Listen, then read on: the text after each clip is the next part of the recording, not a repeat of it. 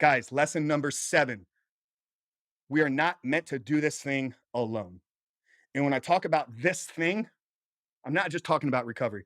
I'm ultimately talking about life. And and it's funny to use this thing as defining life, but I don't think that there's any part of our life that is meant to be walked alone. Yes, you need some quiet time. Yes, you need some time by yourself. You need some mindfulness practice. You need times where you fill your cup up, right? So that you can then go back out and serve the world through your purpose. So there are components where we're going to spend time by ourselves. So the lesson is not spend 24 hours a day with other people, but it's understanding that if it's addiction recovery, you're not meant to do it alone. If it's building a business, you're not meant to do it alone. If it's transforming and changing your physique, you're not meant to do it alone.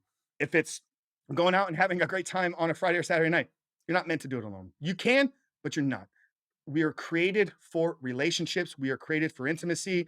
And that is a part of the meaning of why we are here. So we are not meant to do life alone. And this I did not understand until I got free. Because you and I both know if you're struggling with the compulsive behavior right now with porn and masturbation, one of the worst things it does to you is it puts you in this place of selfishness, right? It's all about us. What and who can I consume for this short term instant gratification pleasure for myself? So we wire and condition ourselves to only need people to bring us pleasure, to only need people to make us feel good.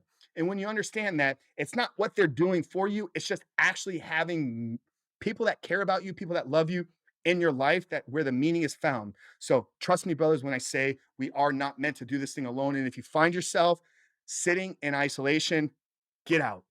Get out in the community, go to a coffee shop, go to a mall, go to your downtown city, walk around the park, walk along the pier, whatever the case may be, because we both know that addiction feeds itself in isolation and we need to stop it. Okay. So, lesson number 7, guys, is we are not meant to do this thing called life alone.